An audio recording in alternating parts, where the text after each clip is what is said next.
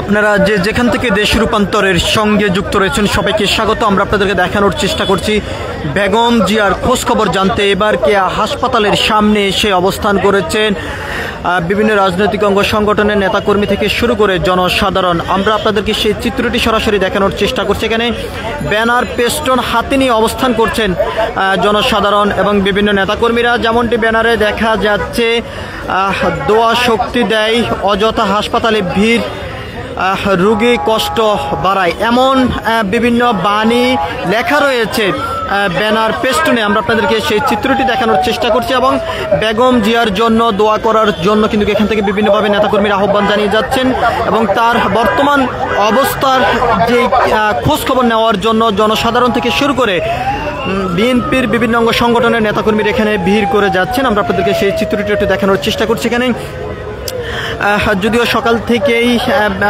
দেশের বিভিন্ন স্থান থেকে নেতাকর্মীরা এসেই বেগম জিয়ার খোঁজখবর নেওয়ার জন্য চেষ্টা করছেন। আমরা আপনাদেরকে একটু জানিয়ে রাখতে চাই, এখান থেকে আরও বিভিন্ন নেতাকর্মীরা যেমনটি অভিযোগ করেছেন, বিগত সরকার স্বৈরাচার শেখ হাসিনা বেগম জিয়াকে দেশে উন্নত চিকিৎসা কোনোভাবে দেয়নি এবং চিকিৎসার নামে তাকে মৃত্যুর কোলে ঢেলে দিয়েছেন, এমনটি কিন্তু জানিয়েছেন। এখানে কেন আমি রিপোর্টার ভাই, লাইভ চলতেছে, শেষ করে 2 মিনিট আপনি ওই পাশে চলে যান, পাশটায় যান। আপনারা এখানে থাকতে আপনি একদম পুরো সন্ধ্যা পর্যন্ত লাইভ করেন।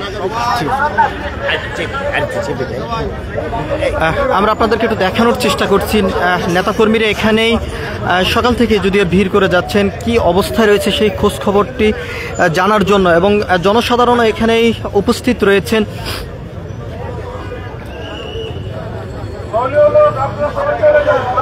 হাসপাতালে ভিড় নয়, আপনাদের দোয়া ঘরে থেকেই পৌঁছে যাবে, এমন বাণী লেখা রয়েছে ব্যানারে। আমরা আপনাদেরকে সেই চিত্রটি একটু সরাসরি দেখানোর চেষ্টা করছি। আমাদের প্লেকার্ডের পিছনে যারা দাঁড়িয়ে আছেন, আপনারা যদি বলেন রাস্তাটা বন্ধ করবেন না, কেউ দয়া করে দাঁড়াবেন না, ওই জায়গাটা খালি করেন, ওই পিছনের জায়গাটা খালি করে দেন।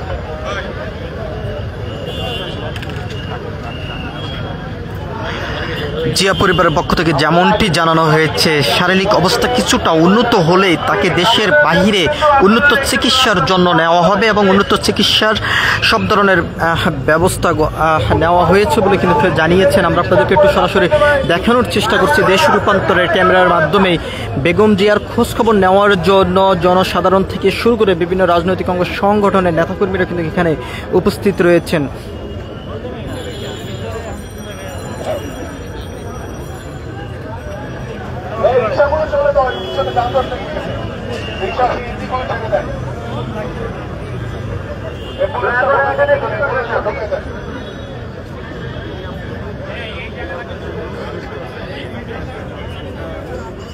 পিছন দিকে একটু পরিষ্কার করো।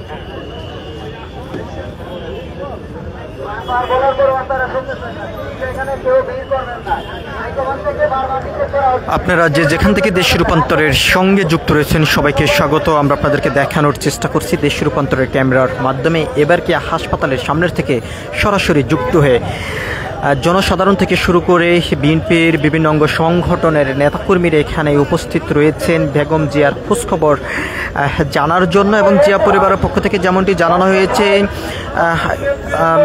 বেগম জিয়ার শারীরিক অবস্থা কিছুটা উন্নত হলে তাকে দেশের বাহিরে নেওয়া হবে এবং এয়ার অ্যাম্বুলেন্সও প্রস্তুত করে রাখা হয়েছে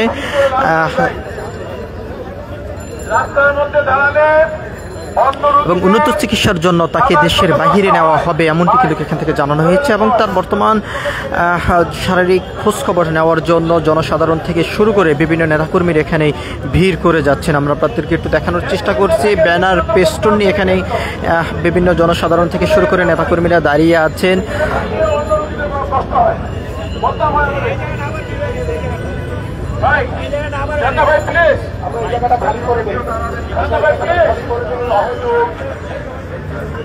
যান চলাচলে বিঘ্ন না ঘটায় এই জায়গাটাই আমাদের অনেক উৎসুক যারা মিডিয়া কর্মী ছাড়া যারা রয়েছে, দয়া করে আপনারা সরে যাবেন। মিডিয়ার ভাইরা ছাড়া যেখানে আছেন দয়া করে সরে যাবেন। মিডিয়ার ভাইরা ছাড়া অনেকে পিছনে দাঁড়িয়ে আছেন, প্লিজ আপনারা সরে যান। মিডিয়া ভাইদেরকে সহযোগিতা করেন।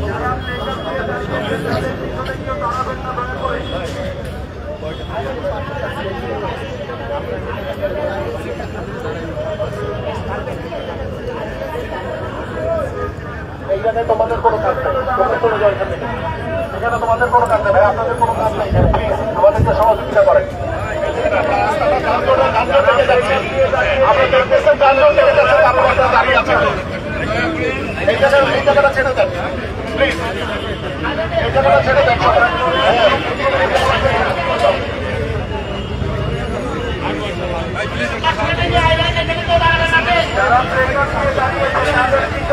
সবাই চলে যাচ্ছে।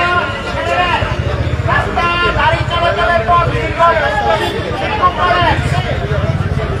গাড়ি চলাচলের পরটা আপনারা